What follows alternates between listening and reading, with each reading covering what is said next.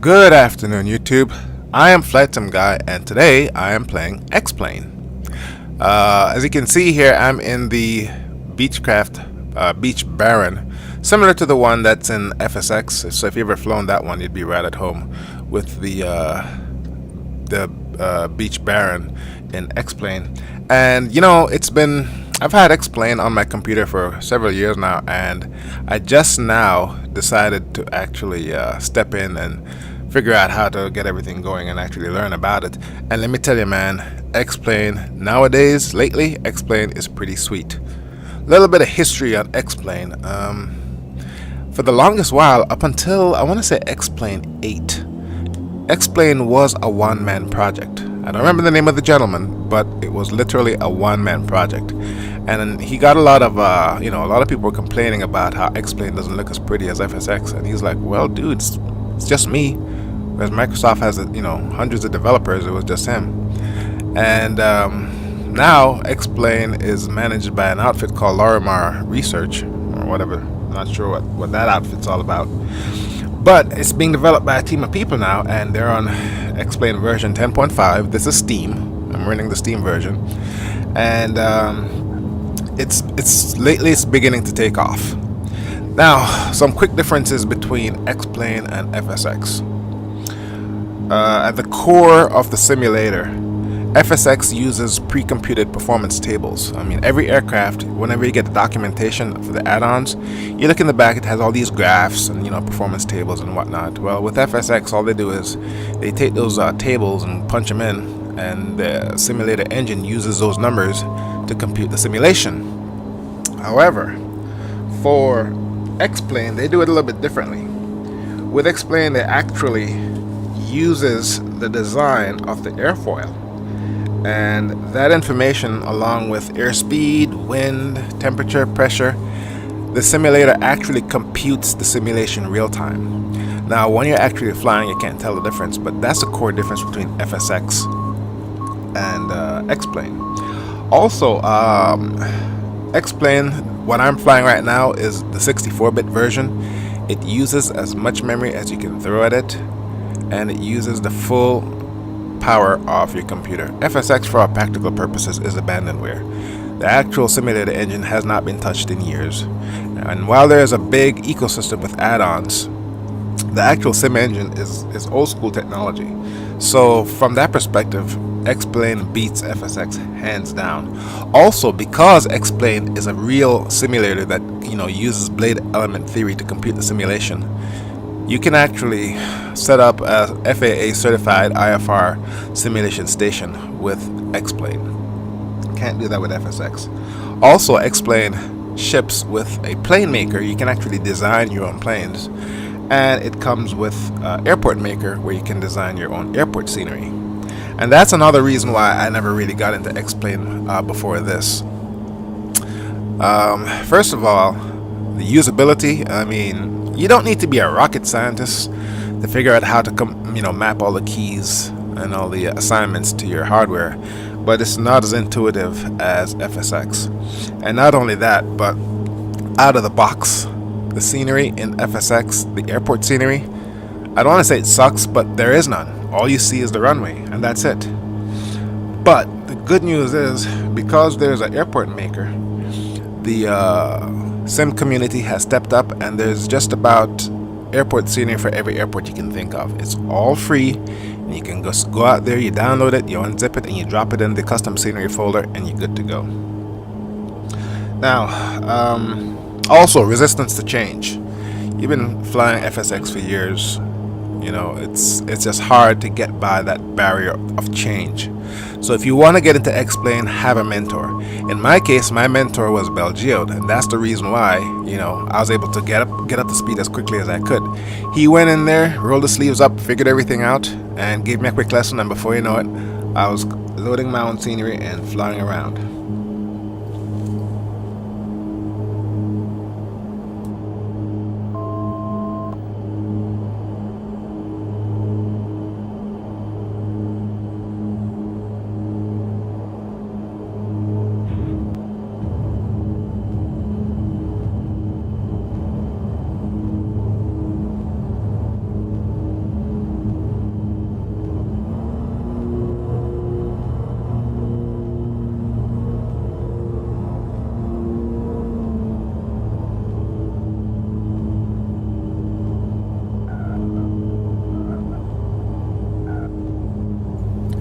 As you can see here, I took the Beach Baron up for a spin, and I still hadn't figured out some key mappings with regards to my rudder and whatnot, and I ran off the runway.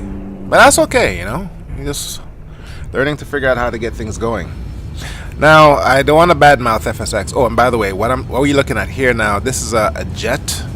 There's a single jet engine Cessna plane that comes with Xplane out of the box. That's this aircraft here.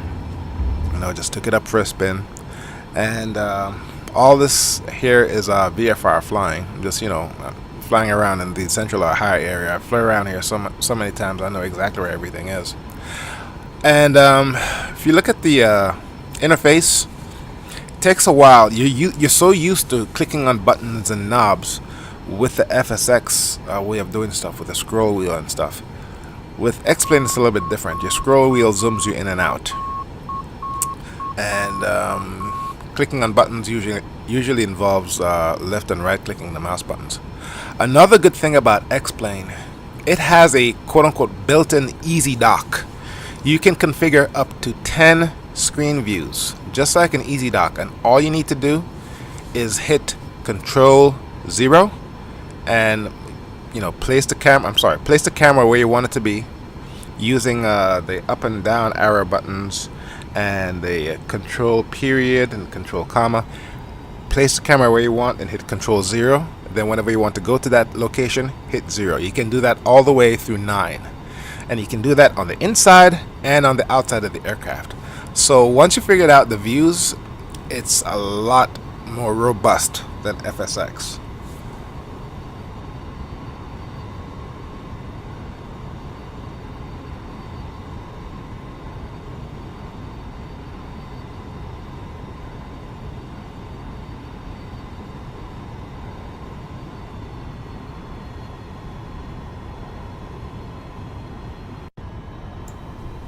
Another good thing about Xplane, since it's a 64-bit application and it's constantly in development, you get much better frames.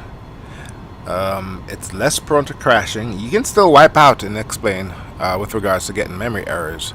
It's not perfect, but it's a lot more stable than FSX. It loads loads a lot faster, and I talked about the tons of free scenery. What you're seeing here is out of the box. I downloaded some free scenery for Bolton Field, Port Columbus, Dayton, Springfield. In this particular flight, and I'm not sure if you're going to see it, but I flew by right pat. I didn't put any scenery there, and all you saw was one long runway. There is a top-notch weather add-on. It's called SkyMax Pro. I'm going to go ahead and buy that and install it. Also, the night view and the night scenery in Xplane is just off the wall. It is absolutely gorgeous. In this case, I'm flying at around sunset, and it really looks very, very good.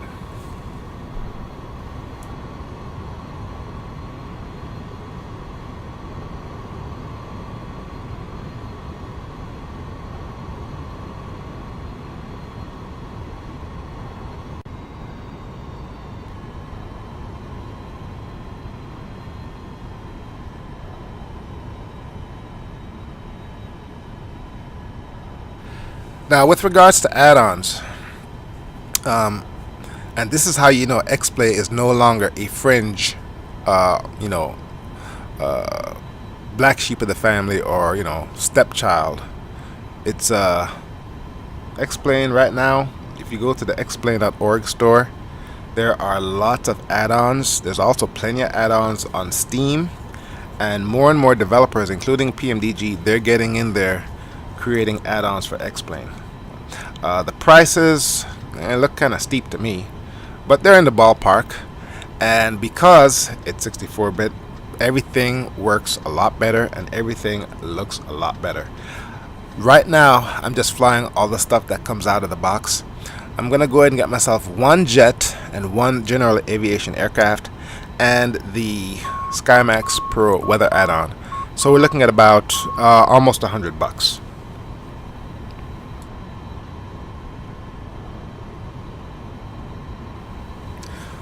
Okay, so in this flight, I should be going a lot faster.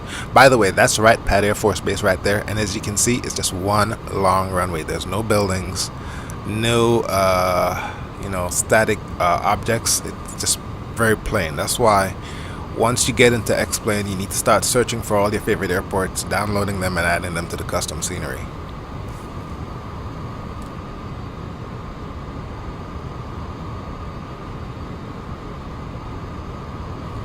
Another good thing about Xplane is it opens up the flight simulation genre to all computing platforms. With P3D and Dovetail Flight School, FSX, FSX Steam, you're only looking at the latest versions of Windows. With Xplane, you can fly it on Mac, you can fly it on Linux, and you can fly it on Windows 32-bit, you can fly it on Windows 64-bit, and you can also fly it on with the Linux version 64-bit or 32-bit. So a lot of flexibility there.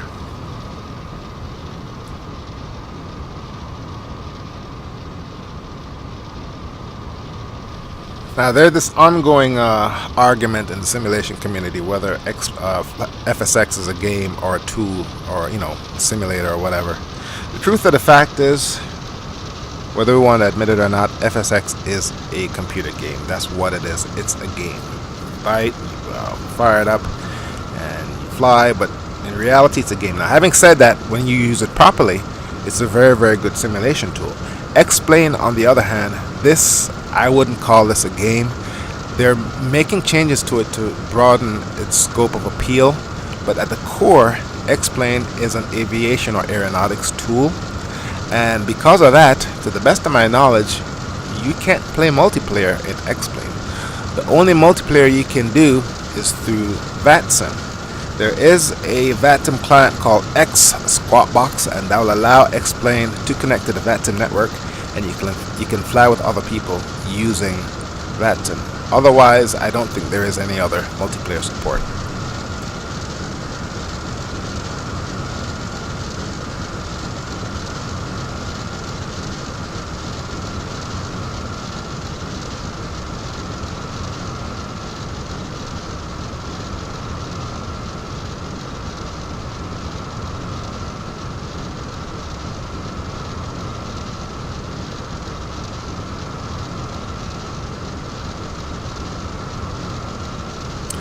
And when it comes to add-ons, not just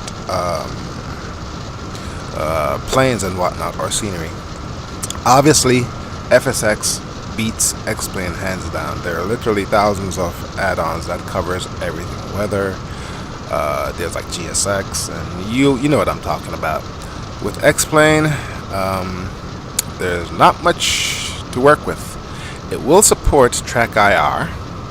It supports an external weather add-on, and it supports all your SciTech peripheral devices. You just have to know how to go in and map the keys, and that's the hard part of this thing. Like I said, if you want to get into Xplane, have a mentor talk you through everything while you're on Skype or TeamViewer or whatever. Otherwise, it's going to be very, very frustrating, especially when you're just used to one particular platform.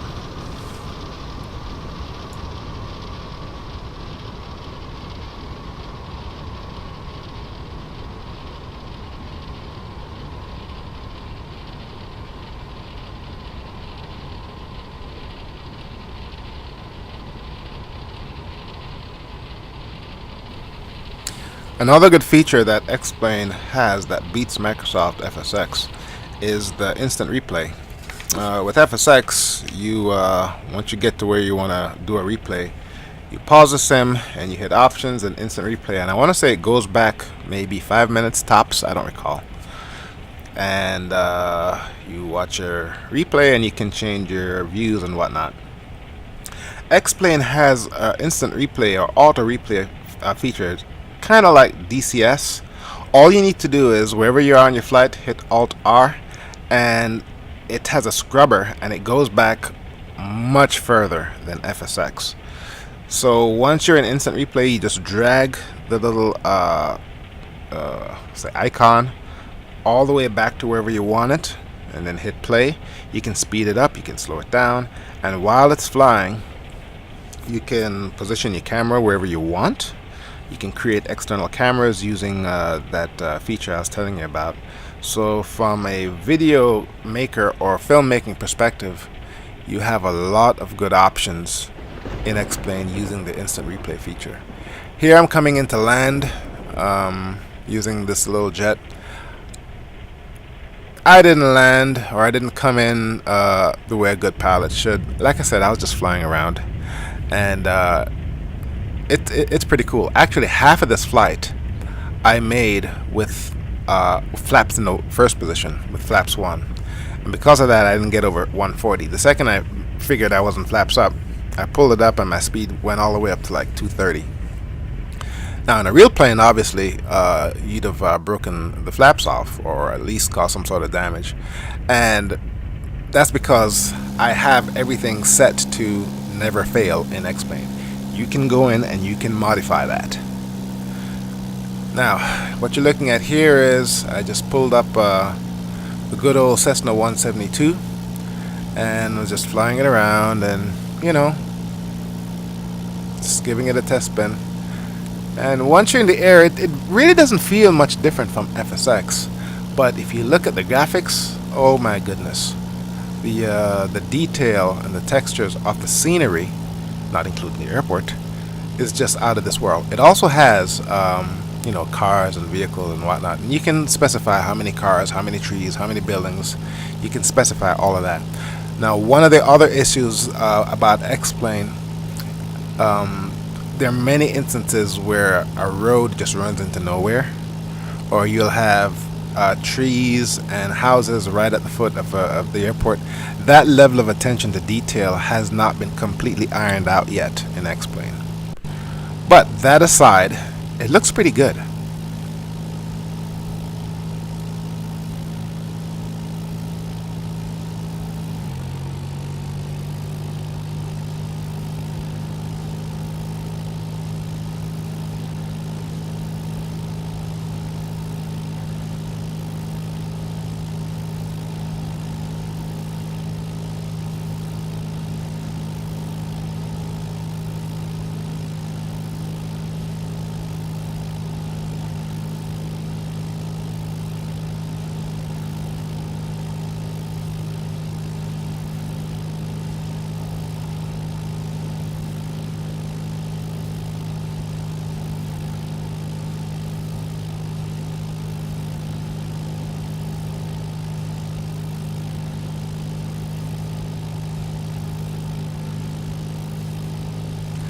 As you can see here, I'm coming in for landing on some runway at some airport.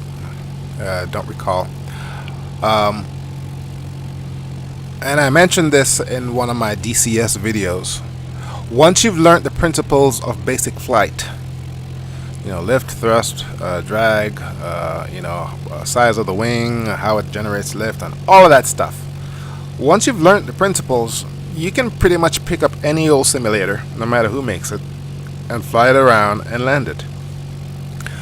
And that's exactly what I did here. It behaved or performed pretty much just like FSX. So, you know, you got to remember, look at your airspeed, know what speed to put down the various notches of flaps, keeping the runway in the middle of your vision. I tried tuning in the radios. For some reason I couldn't get nav 1 and nav 2 to tune in properly. Also, I don't know about how these add-ons work with the Navigraph database. You know, you can buy that Navigraph subscription to keep all your stars and waypoints updated. I'm not sure if the more sophisticated StudySim add-ons will use your Navigraph subscription. I'm pretty sure it will, but I haven't looked into that yet.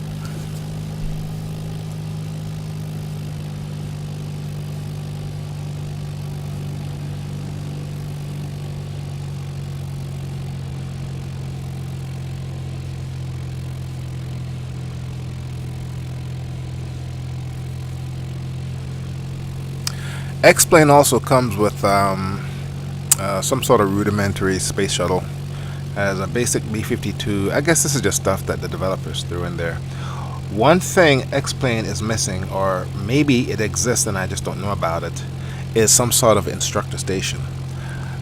There is an instructor station application for FSX, and it will support FSX, FS2004, FS2002, FS2000, and all it does is it uses WideFS and WideFS client, WideFS server and WideFS client, and it allows someone at a remote station to you know, throw curveballs at you. You know, fail this instrument, fail that instrument, cause fuel leaks, places you wherever you want to be, changes the weather, and that's the kind of stuff that makes these quote-unquote games true simulation or true flight training tools. The only problem is I could never figure out how to get instructor station to work over the internet, and right now it's only good if the other person that you're flying with is on the same network as you are, and that's hardly ever the case. Still haven't figured that out yet. I'm guessing it will work with Hamachi or some sort of client that will allow you to establish VPN over the internet, but I haven't had a chance to try that yet. Alright, so this is CMH. I think I'm doing a touch and go here, and as you can see off to the left there is buildings and some you know, indication that there's an airport here. That's only because I added the scenery. If I had not added the scenery, none of that would have been there. And that's how it is out of the box with just about every airport in Xplane.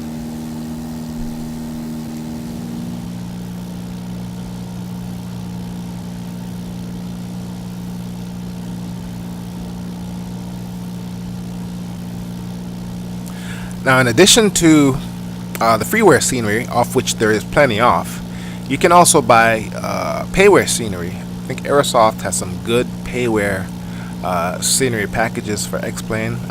Usually some of the bigger airports in Europe. I'm not sure how much they cost, but as you can see, this is out of the box, and this is Columbus. Those buildings off to the left, a lot more detail than what's in FSX.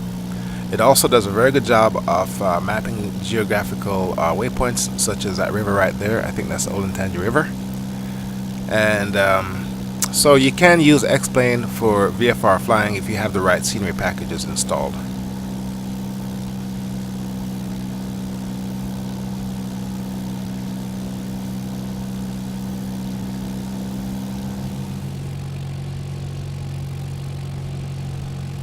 Okay, so it looks like this this flight in the Cessna is going to wrap up when I land at Bolton Field, and have a special little treat for you once we get there. Bolton Field, that's the airport that's right around the corner from where I live. It's a you know, has a decent sized runway. I think it's like a 7,000 or 8,000 foot runway. Has an ILS, and for runway I think there's an ILS for runway 4, which has a localizer and glide slope. For runway 22, which is where I'm coming in on right now, there's nothing. But it's a pretty decent airport. Now, in Xplane, whoever did the scenery, they went out of their way. Okay, they replicated everything: the fence, the parking lot, the cars. There is a DC, I think it's a DC-9, or it's a tri-jet with those 3 engines at the back. It's a FedEx plane. I want to say it's a static display. It's out there by the aviation school that Columbus State has out there. They actually included that in this package. It has all the details at Bolton, and that was just absolute joy. Now, having said that, there is a scenery maker that comes with Xplane, so if you have the time and if you have the inclination, you can design your own airport and share it with the rest of the world. It is absolutely fantastic. I'm not sure if you can see it in this one, but there is an option where if you don't turn it off, deer will run across the runway and come at you. I don't think I see any here. And there's also flock of birds flying around, so you may want to turn those off.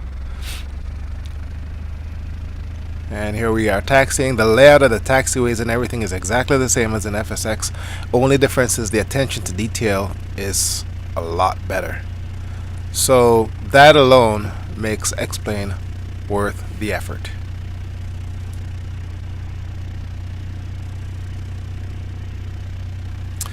Anyway, that's it for today's Xplane flight.